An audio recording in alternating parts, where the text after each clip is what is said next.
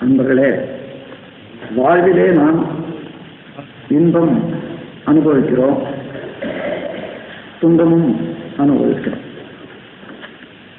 இன்பத்திலேயும் துன்பத்திலேயும் பல சமயங்களில் சலிப்பு அல்லது உணர்ச்சி வயப்படுவது. அம்மாதிரி உணர்ச்சி வயப்படுவதற்கு காரணம் என்னவென்றால், மன அமைதி இன்றி ஒரே ஒரு சிறு எல்லையிலே சிக்கிக்கொண்டு இருப்பதுதான் காரணம். அந்த நிலையை மாற்றி எப்பொழுதுமே எந்த அனுபவத்திலையும் சமமாக அமைதியாக அறிவின் விழிப்போடு நாம் வாழ்ந்து வந்தோமேயானால் அதன் ஒவ்வொரு அனுபவத்தின் விளைவாக பழக்கப்பதிவு மாத்திரம் ஏற்படாது, அதோட அனுபவப்பதிவு ஏற்படும். பழக்கப்பதிவுக்கும் அனுபவப்பதிவுக்கும் உள்ள வித்தியாசம் உண்டு. பழக்கப்பதிவு என்பது ஒரு பொருளை விரும்பி நாம் உண்கிறோம், அங்கே ஆராய்ச்சியின்றி சுவையிலே மாத்திரம் மனம் வைத்து அதை உண்ணும் போது அது உண்டு முடிந்த பிறகு மீண்டும் மீண்டும் அந்த பொருளின் மீது உண்ண வேண்டும் என்ற ஆசை உண்டாகும். ஏனென்றால் அந்த உணவிலே இருந்த ஒரு இன்பம், ஒரு சுவை அது பதிவாயிடுச்சு. மீண்டும் மீண்டும் என்ன வரும்போது அதே சுவை. இப்படி இது மயக்க நிலையில நாம் நம்மை அந்த சுவையிலே இழந்த நிலையிலே உண்டாகும். இன்னொரு நிலை என்னவென்றால், நாம் சுவைக்கிறோம், இந்த பொருள் இத்தகையது, சுவைக்கும் போது நான் இன்ன மாற்றம் அடைகிறேன், என்னுடைய சக்தி சுவையாக மாறி செலவாகிக் கொண்டிருக்கிறது, அதிலே இந்த இன்பம் கிடைக்கிறது. அதன் விளைவாக என்ன ஆகும், அதிகமாக தூக்கும் போது என்ன விளையும் என்பதெல்லாம் நாம் விழிப்போடு இருந்து அனுபவிச்சோமான அந்த அனுபவ பதிவு மாத்திரம், பழக்கப்பதிவு மாத்திரம் இல்லாம அனுபவ பதிவும் தான். இந்த அனுபவ பதிவு ஆராய்ச்சியோட விழிப்போட இருக்கும்போது என்ன நிலைன்னா, புலன்களுக்கு அடிமையாகி அத கண்டாமினேஷன் சொல்றேன், அதாவது பற்று, களங்கம், அந்த களங்கத்துல நாம் சிக்கிக்கொள்ளும். அப்படி வந்து நாம் தெளிவோடு இருந்த அந்த பொருள் செய்கிறது இது அனுபவி, எப்போ தேவையோ அப்போ அனுபவிக்கும். அந்த அளவில் இருக்கிற போது இது துறவு. துறவு என்றால் ரியலைசேஷன். ஆனா அதுவே இது உறவு. எப்படி உறவு உண்டாகுது என்றால், அந்த பொருள் மேலே பற்று, அதாவது பழக்கம் மாத்திரம் இருந்து அந்த பொருளையே நாடி, அது தீமை விளையுமோ நன்மை விளையுமோ அது இல்லை, அந்த பொருளை சுவைக்கிற சுவையிலேயே இருப்பது. அவர்கள் என்ன நினைக்கிறார்கள், அவர்கள் என்ன சொல்றார்கள், இவருக்கு என்ன ஆகிறது, எனக்கு பின்னால் என்ன ஆகுன்றதெல்லாம் மறந்து அந்த சுவையிலே இருக்கிற போது அது மயக்கம், அது மாயம். அப்படி அன்றி அந்த இன்பத்திலேயே துன்பத்திலேயே சுருங்கி இருக்கிற போது மனவிரிவு இல்லை, சுருங்கி நிற்கிறான். அதனால புலன் வயப்பட்டு உணர்ச்சி வயப்பட்டு சீக்குண்டு அதிகமான துன்பத்தை அனுபவிக்க நேரிடும். இதற்காகத்தான் இயற்கையை அறிந்து கொள்ள வேண்டும் என்பதை முற்கால அறிஞர்கள் எல்லாம் கூட கண்டுபிடிச்சிருக்காங்க. அந்த இயற்கையை அறிந்து கொள்வதுதான் தத்துவ விளக்கம் என்று சொல்றோம். ஏனென்றால் இயற்கை அன்றி எந்த செயலும் நடக்கவில்லை. நம்முடைய வாழ்க்கையில இயற்கையினுடைய நிகழ்ச்சி, இயற்கையினுடைய நேதி, மனதனுடைய வேகம் அல்லது அறிவினுடைய செயல், ரெண்டு சேர்ந்துதான் எல்லா செயலும் நடக்குது. அப்போ இயற்கையை அறிந்து கொண்டு நாம் அனுபவத்தில் வர்றபோது, எண்ணத்தை செயல்படும் போது அல்லது அறிவை செயல்படுத்தும் போது அறிவு அகன்று நிற்கிறது, விரிந்து நிற்கிறது, அமைதியாக இருக்கிறது, விழிப்போடு இருக்கிறது. அந்த விழிப்பு நிலைக்கு வர வேண்டுமானால் இயற்கையை அறிந்து கொள்ள வேண்டும். இந்த இயற்கை அறிந்து வாழும் நிலையை தான் உண்மை நிலை வாழும்.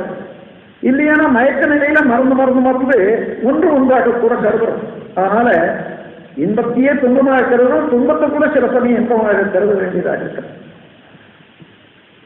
அதன்றி உண்மையாக இன்பத்தை இன்பமாகவும் துன்பத்தை துன்பமாகவும் கருதவும், அதை அவ்வப்போது சமமாக பாதித்துக் கொண்டு மனதை செம்மையாக வைத்துக் கொள்ளவும், விரிந்த நிலையில விழிப்போடு இருக்கவும் வேணுமானால் இயற்கையை உணர்ந்து கொள்ளவும்.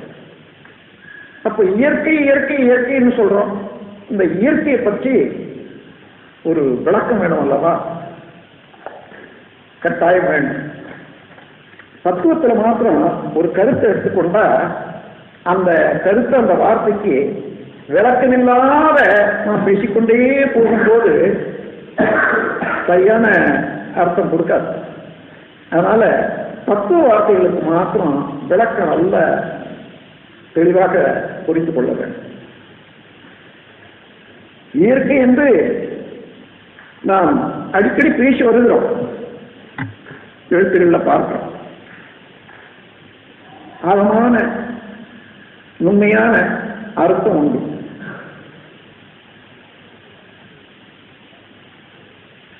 நாம் கோடான கோடி காட்சிகளை இந்த பிரபஞ்சத்தில் பார்க்கிறோம். இதெல்லாம் என்ன என்று ஆராய போது பரமாணு ஆகாசம் முதல் கொண்டு பிருதிவி வரையில, கெட்டிப்பொருள் வரையில பஞ்சபூதங்கள் உடைய கூட்டு சேர்க்கிறோம். இதுதான் நாம பார்க்கிறோம். இதை சேர்த்து என்ன சொல்றோம்? பிரபஞ்சம் என்று சொல்றோம். அத பஞ்சம் 5 பூதங்களுடைய சேர்க்கையினால அதுல இருந்த வார்த்தை தான் பிரபஞ்சம் என்று சொல்றோம். இந்த பிரபஞ்சத்துக்கு அடிப்படையாகவும் மூலமாகவும் இருக்கிறது எது என்றால், பிரபஞ்சம் ஆகாசம் முதல் கொண்டு பிருதிவி வரையில எல்லா பொருளும் அசைந்து இயங்கி மாறிக்கொண்டே இருக்கு. அப்போ அது எங்கே இருந்து தோன்றியது என்று அறிந்து அந்த நிலையை பார்க்கும்போது அது ஆங்கிலத்தில் ஸ்டாட்டிக் ஸ்டேட் என்றும், தமிழ்ல மெய் என்று சொல்லும். மெய் அசையும் போது அதற்கு உயிரென பெயர். அதுதான் சக்தி, அதுதான் பரமாணு ஆகாசம். இப்போ மெய் என்றால் இருப்பு நிலை. அந்த அதாவது ஒன்று அசைகிறது, அது உள்பொருள் என்ன என்று பார்த்தீங்கன்னா அசைவை நீக்கி மிச்சம் எதுவோ அதுதான் உட்பொருள். அதனால உட்பொருளை விளக்குவதுதான் உண்மை. அசைவை நீக்கிட்டு அசையா பொருள் தான் நிற்கும், அசையாக நிற்கும், அசையாக நிற்கிறது தான் உட்பொருள், அதாவது உண்மை. அப்ப அந்த உண்மை என்பது என்ன என்ற போது அந்த உண்மைதான் இன்று பேராதார பெருவெளியாகவும் சுத்தவெளி என்றும் எல்லாம் அல்ல முழுமுதற் பொருள் என்றும் ஆதி என்றும் பூரணம் என்றும் சிவம் என்றும் சொல்வோம். ஆதி என்ற வார்த்தையோட எப்பொழுது ஆதி என்று அந்த ஸ்டாட்டிக் ஸ்டேட், அதாவது முழுமுதற் பொருளுக்கு சொன்னாலும் அனாதி என்ற வார்த்தையும் கூட வந்தால்தான் அது சரியா வரும். ஆதி என்றால் மூலம் என்பதுதான் பேரு. ஒரு பொருளை எடுத்துக்கொண்டு அதற்கு ஆதி எது என்று கேட்டா, மனதை எடுத்துக்கொண்டு மனதுக்கு ஆதி எது என்று கேட்டா உயிர் என்று வரும். ஆனா உயிருக்கு ஆதி எது என்று பார்க்கிற போதுதான் பிரம்ம நிலை என்று வரும். பிரம்ம நிலைக்கு ஆதி எது என்று பார்க்கிற போது ஆதியே இல்லை, அதுவே ஆதியாக இருக்கிறது. அதுவே ஆதியாக இருந்து அதற்கு ஒரு ஆதி இல்லாத ஒரு நிலையத்தான் அனாதி என்று சொல்றோம். அனாதி என்றால் அதான் ஆதியாக இருந்து அனாதியாக இருக்கக்கூடியது அந்த முழுமுதற் பொருள். வெற்றிடம்னு வெளியா சொல்றாரு, சுலபமா சொல்றான். வெட்ட வெளிதன்மை மெய்யன் இருப்போருக்கு பட்டயம் எதுக்கடி. இந்த வார்த்தையில ஒரு சின்ன வார்த்தை தான், அதுல அந்த உண்மை விளங்கி போகுது.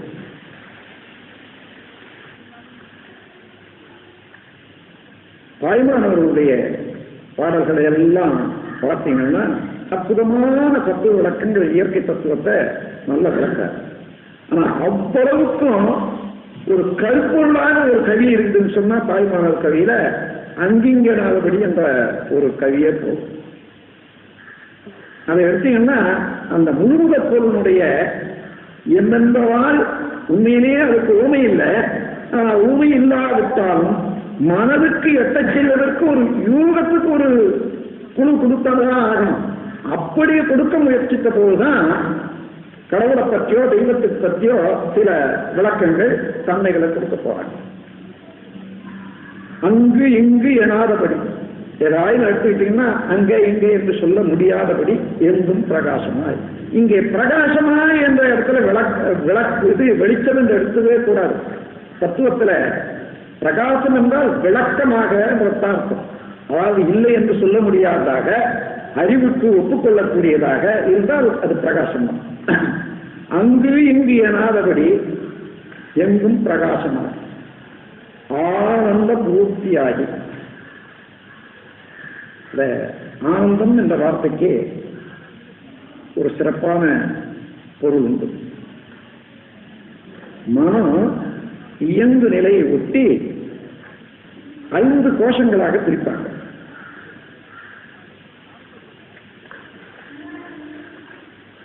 அன்னமய கோஷம், மனோமய கோஷம், பிராணமய கோஷம், விஞ்ஞானமய கோஷம், ஆனந்தமய கோஷம் என்று. அன்னமய கோஷம் என்பது எந்த உடலும் உணவில் இருந்து உற்பத்தி ஆச்சு, உணவுல தான் வளருது. அதுக்குத்தான் நான் சொல்றது, ஒரு வகையில பார்த்தா உணவுக்கும் கழிப்பொருளுக்கும் இடையே இருக்கக்கூடிய ஒரு ப்ராசஸ், ஒரு மிஷின் தான் இந்த உடல். என்ன அது மாதிரி அதனால அன்னமய கோஷம்னு சொன்னா உடலை பொறுத்தது. உடல்ல உள்ள உணர்ச்சிகளையும் அந்த உணர்ச்சிகளை போக்குவதற்கு வேண்டிய உணவு முதலிய இயக்கங்களையுமே நினைந்து கொண்டிருக்கக்கூடிய போது அந்த மனதுக்கு அன்னமய கோஷம்னு பேர். அன்னமயமான இந்த உடலையே நினைத்துக் கொண்டு அதுவரையிலே நினைவை செலுத்தி இயக்கிக் கொண்டிருக்கிற போது அன்னமய கோஷம். அந்த உடல்ல உள்ள அனுபவத்தினாலே, இந்த துன்ப அனுபவத்தினால அதற்காக எழுந்த எழுச்சிகள், கொண்ட எண்ணங்கள், அனுபவங்கள், பித்த போது ஏற்பட்ட அனுபவங்கள், இன்பம் துன்பம் இவைகளை எல்லாம் திருப்பி திருப்பி எண்ணி வரவும் அதற்கு மேலாக மேலும் மேலும் அறிவை வளர்த்துக் கொள்வதற்கு, அனுபவத்தை பெருக்கிக் கொள்வதற்கு உள்ள ஆராய்ச்சிகளையும் செய்கிற போது அதை மனோமய கோஷம்னு சொல்றோம். எண்ணங்களை மாத்திரம் கவனித்துக் கொண்டு முன்ன பின்ன அனுபவம், பொருளோடு ஒரு பொருள் ஒப்பிட்டு பார்ப்பது, இது மாதிரியான நிலையிலேயே இருக்கக்கூடிய மனதுக்கு அந்த நிலையை விளக்கிறதுக்கு மனோமய கோஷம்னு சொல்றோம். இதுல காமம், குரோதம், லோகம், மோகம், மதம், ஆச்சரியம் எல்லாமே அடங்கும். வீரம், தைரியம் எல்லாம். அதற்கு மேலாக அதே மனம் உடலை தாண்டி உடலுக்கூட இருக்கக்கூடிய உயிரை நாடி உயிரோடு லயமாகி, உயிர் தான் படர்க்க நிலையில பல இயக்கத்துல மனமாக இருக்கிறது. அப்போ உயிர் தான் மனம், உயிரினுடைய வாசனை தான். உயிர் என்பதை ஒரு சுத்தமாக வச்சுக்கொண்டா உயிரினுடைய வாசனை தான் மனம் என்ற முறையில அந்த அளவு தெளிவுபடுற போது உயிரை அறிந்து இந்த உடல்ல உள்ள உயிரை அறிகிற போது என்ன, ஒவ்வொரு பொருள் இருக்கக்கூடிய உயிரையும் ஆகாசத்தினுடைய செயலையும் அறியுது. அதற்கு மேலாக பிரபஞ்சத்தில் இருக்கக்கூடிய மகா ஆகாசத்தினுடைய செயலையும் அறியுதல்லவா. அந்த மாதிரியான உணவும் தெளிவும் அந்த நிலையில இயங்கக்கூடிய மனம் பிராணமய கோஷம்னு சொல்றோம். உயிரை அறிந்து உயிர் விளக்கம் கண்டு அதிலேயே இயங்கிக் கொண்டிருக்கிற போது பிராணமய கோஷம்னு சொல்றோம்.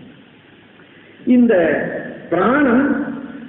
பிராணமய கோஷம் என்ற அந்த சக்தி பரமானு தான் எப்படி இயங்குகிறது, ஒன்றை ஒன்று தள்ளி நிறுத்தி எப்படி பிரபஞ்சத்தில் விரிவாக ஆற்றல் கடலாக நிரம்பியிருக்கிறது. அது அந்த இயக்கங்கள் கொஞ்சம் வேறுபடுற போது எப்படி கூடி காற்றாகி, இன்னும் அழுத்தமான ஒரு வெப்பமாகி, நீராகி, நிலமாகி இந்த பிரபஞ்சமாக விளங்குகிறது.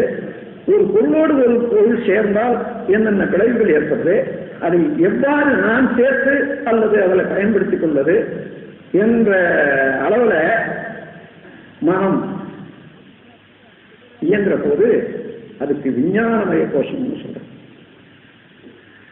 கடைசியாக இந்த பிரபஞ்ச தோற்றங்களுக்கெல்லாம் காரணமாக பூமுகப்போல அறிந்து இவைகளையெல்லாம் கடந்து அந்த நிலையில போற போது என்னாச்சு? உலகை கடந்தாச்சு, உடலை கடந்தாயிற்று, உயிரையும் கடந்தாயிற்று, பரம்பொருளோடு மனம் நிற்குது. ஆண் அந்த மயக்கோஷம். ஆண் என்ற மனிதன், மனிதன் என்ற எல்லையே முடிஞ்சு போச்சு. மனிதன் என்ற எல்லை முடிஞ்சா மனதுக்கு பிரம்மன் தான். ஒண்ணு மனிதனாக இருக்கணும் அல்லது பிரம்மன். அந்த நிலையில மனதுக்கு என்ன பேருன்னா ஆண் அந்த மயக்கோஷம், ஆனந்த மயக்கோஷம். அந்த மாதிரி அங்கிஞ்சனாதபடி எங்கும் பிரகாசமான ஆனந்த பூர்த்தியாகி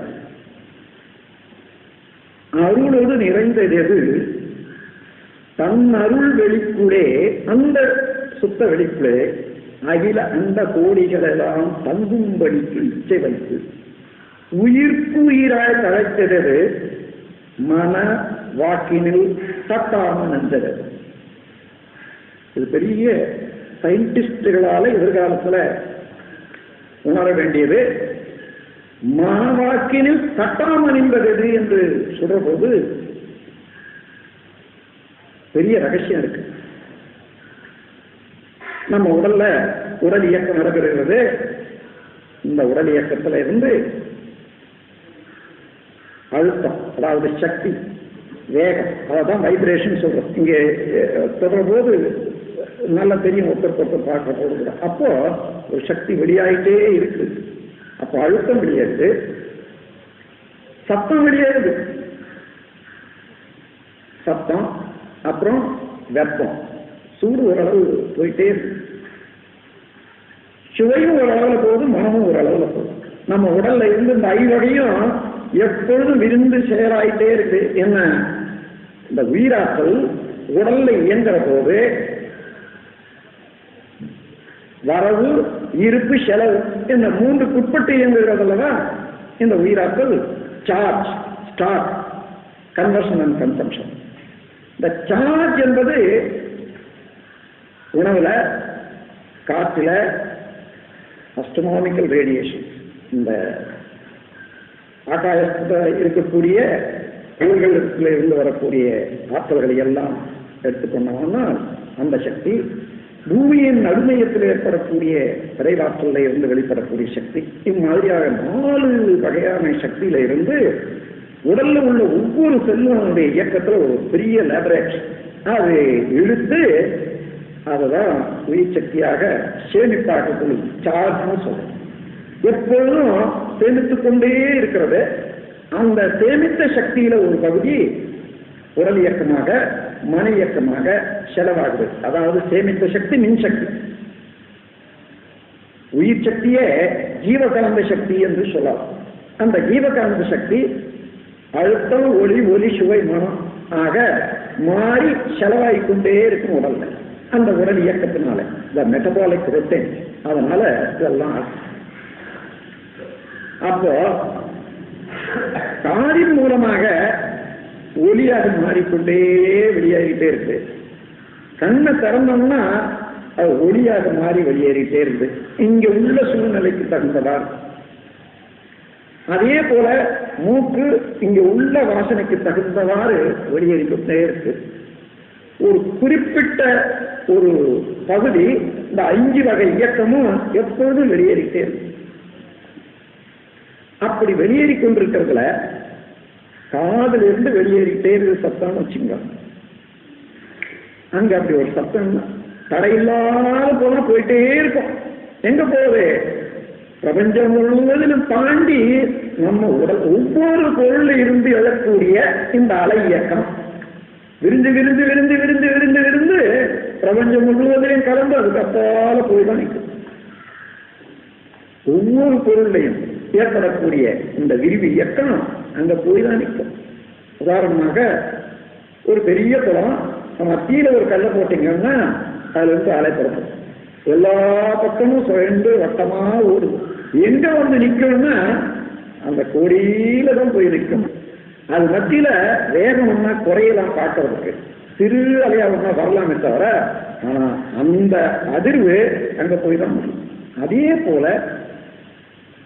போய்கொண்டே இருக்கிற போது மத்தியில எங்கேயாரும் அப்படி வந்த உடனே இங்கிருந்து வெளியேறது பாருங்க, இந்த வெளியேறக்கூடிய இது அங்க தடுத்த உடனே ரிஃப்ளெக்ஷன் வரும். இந்த ரிஃப்ளெக்ஷன் தான் பிரதிபலிப்பு.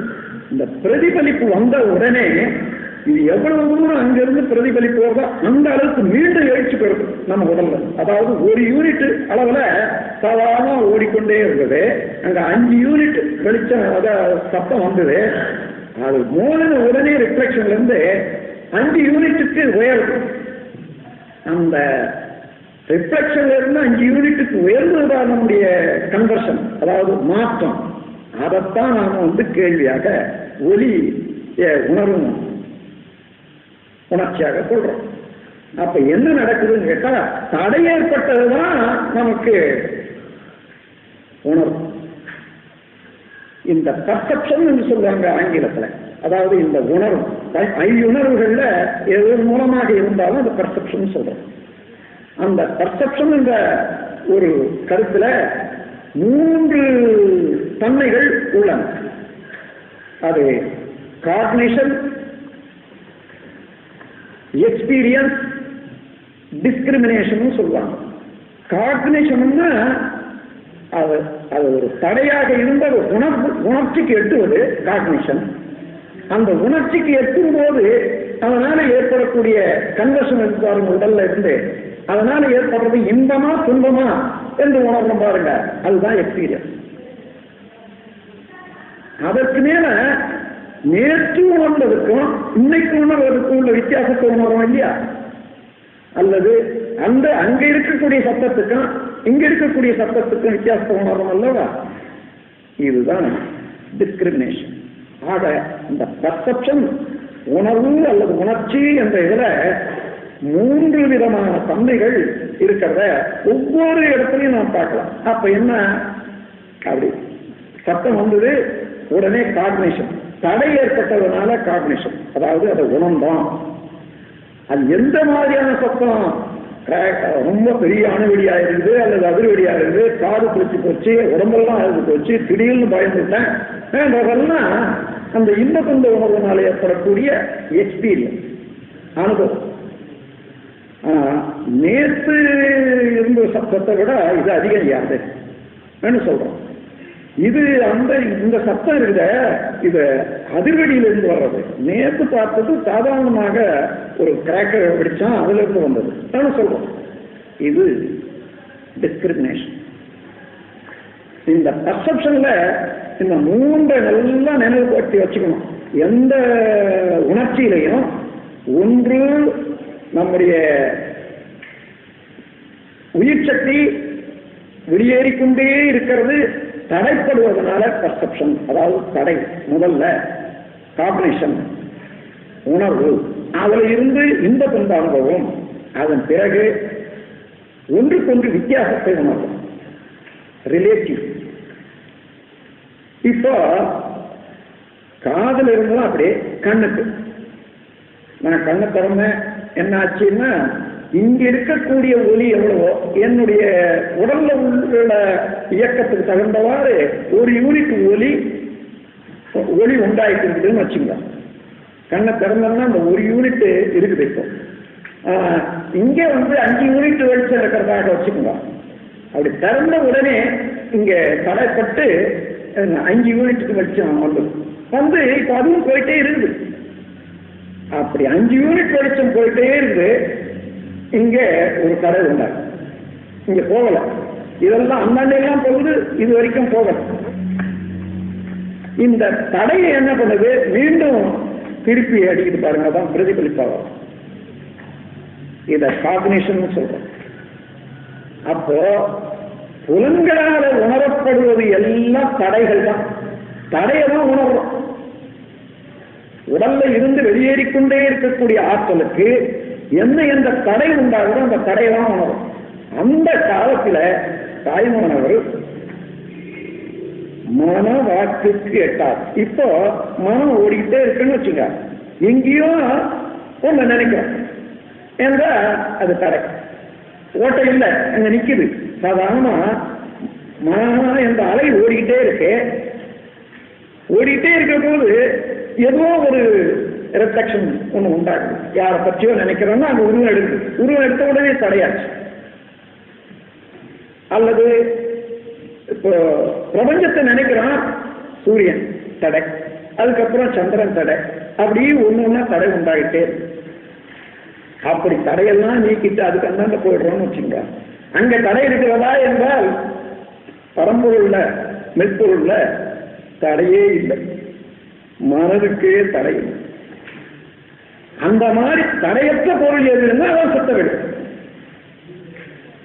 அந்த சுத்தவெளியில எந்த இயக்கம் நடந்தாலும் அந்த இயக்கம் மனித உணர்வுக்கு ஒரு தடை. அந்த தடை தான் உணர்வாக மாறும். அது மனவாக்குக்கு தட்டாம நின்றது. சமய கோடிகள் எல்லாம் தந்தையுவம் எந்தயுவம் என்று எங்கும் தொடர்ந்து எதிர்வழக்கிடவும் என்றது. எங்களும் பெருவழக்காய் யாரினும் வல்ல ஒரு சித்தாகி இன்பமாய் என்றைக்கும் உள்ளது. மேல் தங்குல் பகல் அறநின்ற எல்லையுள்ளது. அது கருத்துக்கு இசைந்ததுவே. கண்டனவெல்லாம் நாம பார்க்கிறது எல்லாமே மௌனமாக இருக்கக்கூடிய பிரம்மத்தினுடைய சாயேதான் மோன உருவெளியதாகவே கருதி அஞ்சலி செல்லுவாம். கண்டனவெல்லாம் எல்லாவற்றும் என்ற கவியில மற்ற பாடல்கள் எல்லாம் என்ன பாடியிருக்காரோ அவ்வளவு எடுத்து பார்த்தீங்கன்னா இந்த ஒரு பாடலுடைய விளக்கமா தான் இருக்கும், ஒரு பகுதியை விளக்கிறதா தான். அந்த மாதிரியான ஒரு நிலைய எடுத்துக்கிட்டீங்கன்னா அப்படி தங்குதடை இல்லாம இருக்கக்கூடிய அடிப்படையான அந்த சுத்த வெளி நிலையை மனதில் வச்சுக் கொள்ளுங்க. முதல்ல பிரபஞ்சத்தை உணர்ந்தோம். பிரபஞ்சத்தை 5 பூதங்களாக, அதற்கு அடிப்படையாக தெய்வ நிலை, உண்மை நிலை, மெய்ப்பொருள் நிலையை உணர்ந்தோம். அதை எப்படி உணர்ந்தோம்னா உயிர், உடல், மனம் என்ற முப்பொருள் இயக்கத்தினால இப்ப அதை உணரும். அது மெய்ப்பொருள் ஆகாசம் என்பது ஆற்றல், மற்ற தோற்றங்கள் எல்லாம் திணிவு. இங்கே உணர்தல் 4 தத்துவம் இயற்கையில. தத்துவத்துல பரிணாமம் என்றும் படைப்பு என்று 2 வகையாக அந்த காலத்திலிருந்து பிரிச்சிருக்காங்க. பரிணாமம் என்றால் ஒன்று இன்னொன்றாக மாறுகிறது என்பதுதான் பரிணாமம்.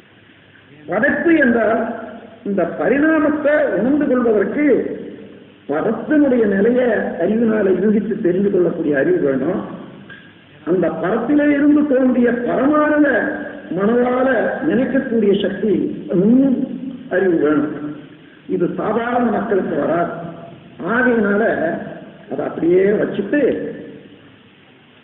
கடவுள் படைத்தான் என்று கொண்டாங்க. கடவுள் படைத்தான் என்ற போதுதான் கடவுளுக்கு உருவம் கற்பிக்கிறது. அதுல இருந்த கலைகள் வந்தது. இன்னும் இருந்த எத்தனையோ குழப்பங்கள்லாம் அதில் தான் ஏற்படும். ஆனால் சாதாரண மக்களுக்கு உணர்ந்து கொள்வதற்கு படைப்பின் மூலமாக படைப்பு என்ற கருத்தை வச்சுதான் உணர்த்த முடியும் என்பதற்கு படைப்பு வந்து எல்லா சாதாரண மதங்கள் எல்லாம் படைப்பையே தான் கொண்டு இருக்கும். ஆனால் வேதங்கள் எல்லாம் பரிணாமத்தை அடிப்படையாக கொண்டு இருக்கும்.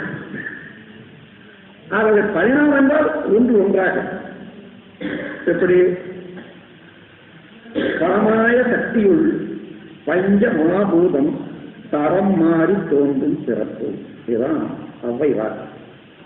பரமாய சக்தி, பரம் என்ற அந்த தூய வெளியிலே பஞ்ச மகாபூதம் ஆகாசம், காற்று, வெப்பம், நீர், நிலம் என்ற 5 பூதங்களும் தரம் மாறி ஒன்றே இன்னொன்றாக மாறி அப்படிதான் தோற்றங்கள் உண்டாயிற்று. இதுதான் பரிணாமம்.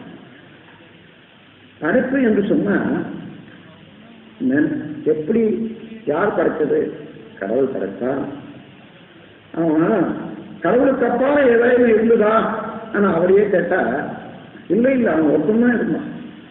அவன் ஒருத்தந்தான் இருந்தா எதை கொண்டு படைச்சான்? அவனுக்கு அப்பால இன்னொரு பொருள் இல்லாத போது எதை கொண்டு உலகத்தை படைச்சான்னு கேட்டா அவனே நினைச்சான் படைச்சான். அவனே நினைச்சான், அவனே இருந்து வந்ததுன்ற போது பரிணாமம் தானே அங்க அடிபட்டு போகுது. ஆகையினால ஒரு பொருள் அதனுடைய மாற்றத்துக்கு தகுந்தவாறு, உருவத்துக்கு தகுந்தவாறு வெவ்வேறு பெயராக வச்சுக்கிறோம்.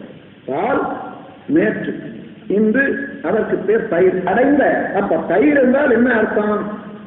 பால் உரை குத்தப்பட்டு அது மாற்றம் அடைந்து ஒரு குளிப்பு ஏறி இப்பொழுது உண்பதற்கு ஏற்ற முறையில தயிராக காட்சி அளிக்கிறது. ஒரு சரித்திரம், பாலின் சரித்திரம் தயிரில் இருக்கு. அதே போல பிரம்மத்தினுடைய சரித்திரம் ஒவ்வொரு பொருளையும் இருக்கிறது. பரிணாம சரித்திரமே இந்த 5 பூதங்களாக உள்ள தோற்றங்கள்ல பிரபஞ்ச சரித்திரமே இருக்கு. அதே ஒரு கவியில